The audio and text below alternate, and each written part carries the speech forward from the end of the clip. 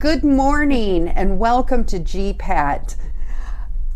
I'm Sarah Taylor. I am the Manager of Marketing with ECU Health, Home Health and Hospice, and I serve on the Eastern North Carolina Fall Coalition.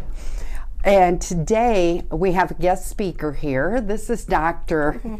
Anne Marie Nye, and she is a pharmacist. Can you share with our audience what you do and where you're located? Yes, I work for Campbell University teaching in the pharmacy program there.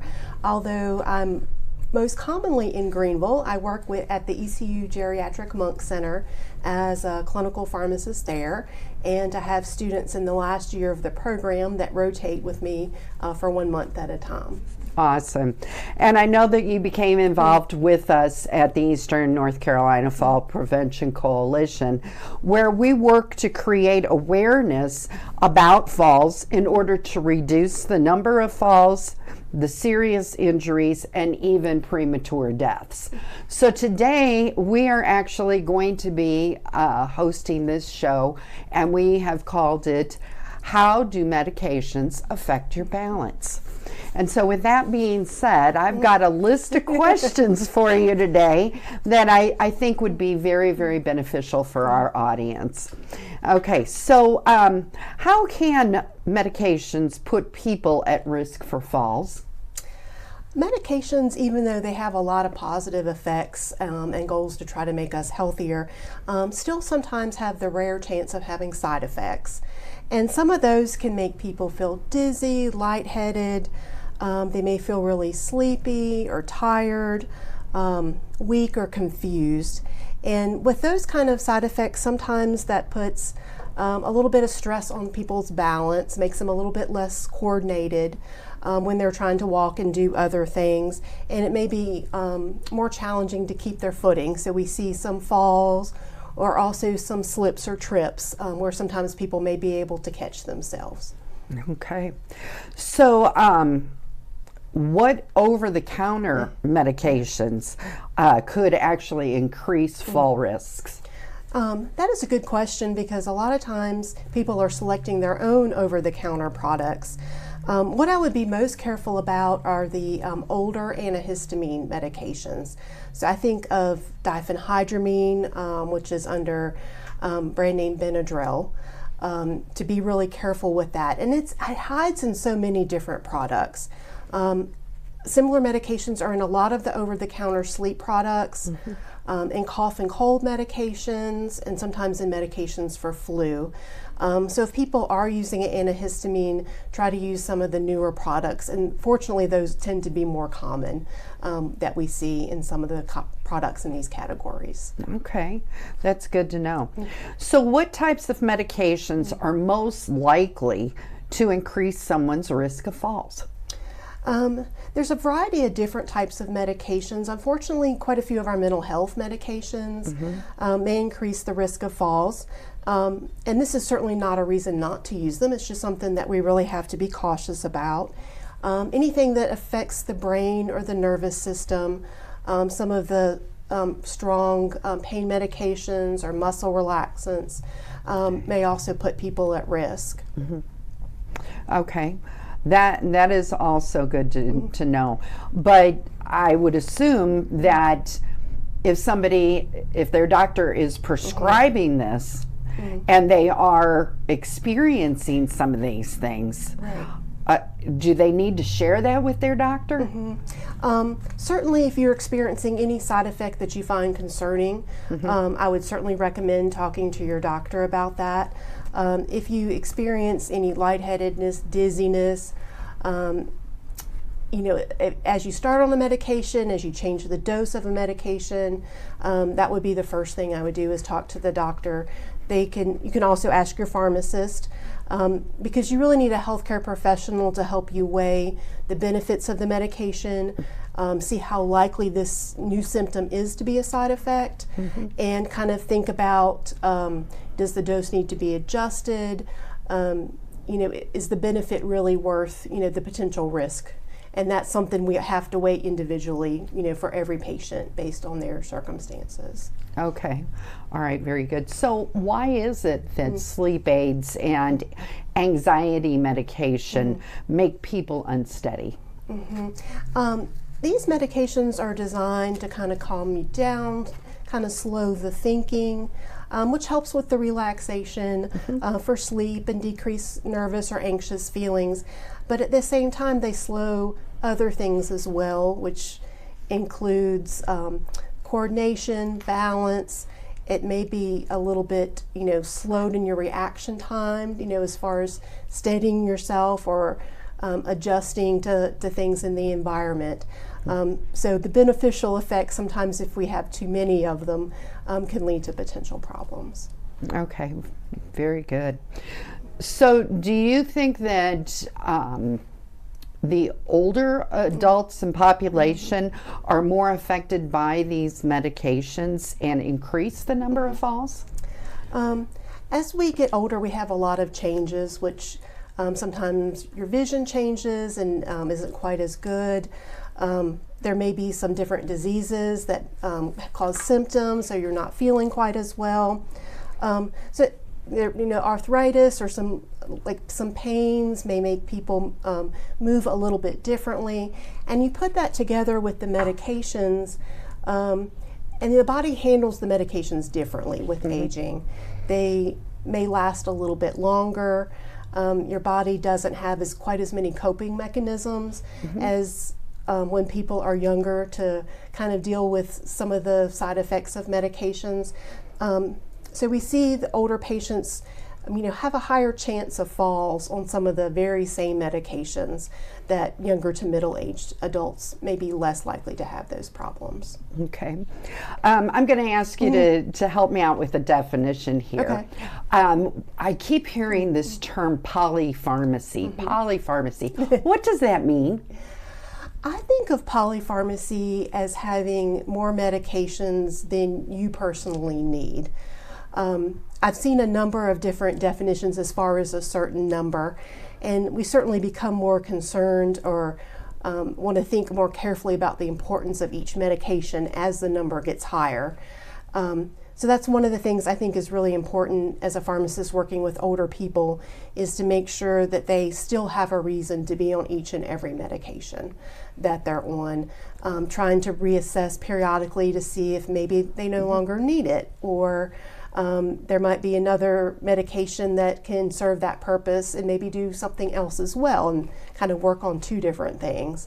So, as people change and their symptoms change, we always need to think about maybe they don't need a medicine anymore. Okay, so basically polypharmacy just means multiple medications being taken by a person. Yes. Okay, very good.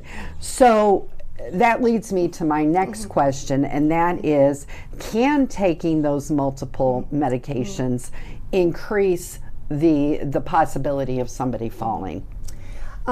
They can. One of the things is, if you're on several medications, if you're on 20 medications, there's a higher chance that one of them may be associated with falls compared to if you're just on 2 medications. Okay. So the more medications, the more chances one of them is a risky medication.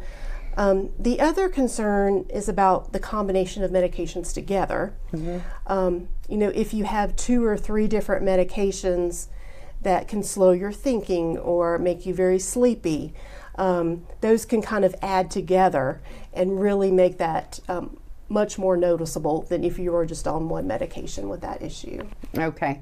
And while we're talking about this, I would assume that there's a risk if somebody's taking a medication and they go, oh, this doesn't make me feel good, then all of a sudden stopping it. Could that cause a fall as well? You want to be careful stopping medications. Sometimes if you're on a higher dose, people feel better if they kind of slowly go down on the dose to stop, rather than just all of a sudden stopping a higher dose.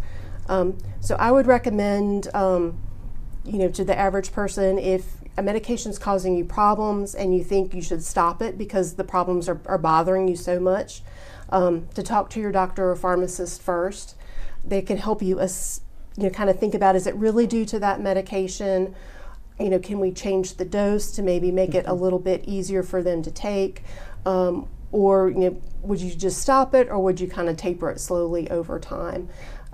Because stopping all of a sudden sometimes can really cause a big difference that somebody may not be used to the way their body is without the medication. Okay, this is all mind-boggling to me, and I'm sure it is to our audience as well. But this is great information. So what side effects should the community be aware of that could be potential risk indicators? I would look for medications that cause you to be tired, sleepy, a little bit foggy or groggy in thinking. Sometimes taking those medications in the evening might be make them a little bit safer than taking them earlier in the day. Okay. Anything that kind of makes people unsteady or have a sense of dizziness or spinning, those are other medications I would be really concerned about. Okay, all right. Now, this next question, it really is weighing heavy on my heart here, because are there certain medications that are riskier when first starting them or changing the dose? That is a time I would kind of watch out more for changes or potential side effects when starting or when changing the dose. One of the medications that a lot of people take that can be very beneficial are antidepressants. But we see that in the first 2 months or so on those new medications, the risk of fall is a little bit higher, and it comes down, into months 2, 3, and 4. So I would just tell people to be a little bit more cautious. Don't climb on ladders. Don't do unusual events that require more balance during those first couple months till your body gets used to the medications. Okay. Sometimes people want to go out and celebrate with their families, their birthday, a milestone or something like that. Can mixing alcohol with medications increase a fall? They potentially can, because alcohol itself can make people unsteady or maybe not thinking quite as clearly. And you put that in combination with a medication that has similar effects, could increase the risk. So people want to be cautious about using alcohol. Be careful, look at the bottle. Sometimes there's a specific sticker that says to avoid alcohol, and I would be more cautious with those medications compared to others. Okay, all right, great. Can a pharmacist help someone reduce fall risks related to their medications? If you have a fall or a slip or trip where you catch yourself, it's an important, of course, that you let your doctor know at the next appointment. But also talk to your pharmacist. They can review all of your medications. You want to make sure they know not only about the prescriptions, but over-the-counter vitamins, supplements, herbal medications, and kind of look at them all together to see if any of them are putting you at like a higher falls risk. And then kind of think carefully, how important that medication is. Is there an alternative that's maybe a little bit safer? Okay. And if somebody has multiple medications and to save time, they take them all at the same time of the day all together, can that cause some issues? Most of the time you can take most medications together. There's a few things that are best taken separately, like the thyroid medication, like some heartburn medications are usually best first thing in the morning, kind of separated 30 minutes from other medications. There's some thought with some blood pressure, if you're on several blood pressure medicines, it may be helpful to take some in the morning, some in the evening. Generally, taking several medications together is safe, except under special circumstances. Okay, so it kind of varies person to person. Okay, great. So can we just kind of review some of the simple steps that people can take at home to make sure that they are being that conscientious senior and or caregiver, and make sure that they are really being in tune with what could cause a patient in relation to falls and medications. I really encourage all people or caregivers of patients to keep a really good up-to-date medication list, to take that with them to all their medical appointments. And then if you think it would be helpful, or if the names of the medications aren't quite as clear and you think more about colors or what the bottle looks like, also take the bottles with you as well, so you can talk to your doctor and pharmacist about the medications, go over them, ask any questions, and it makes it really clear to them what you're taking when they have the list or the bottles that they can look over, because sometimes, as much as we want the computer to be up to date, sometimes there's been a recent change that needs to be updated in the computer. Okay, great. Well, this information has been very helpful. I've learned a whole lot today, and I'm just really excited that you were willing to take some time. Again, this is Dr. Anne-Marie Nye, and she is over at ECU Monk Geriatrics, among other places, and teaching our younger people of the community who are going into pharmacy medicine. I want to thank you all very much for watching GPAT, and this is Sarah Taylor with ECU Health, Home Health and Hospice, and the Eastern North Carolina Fall Prevention Coalition. Thank you and have a great day.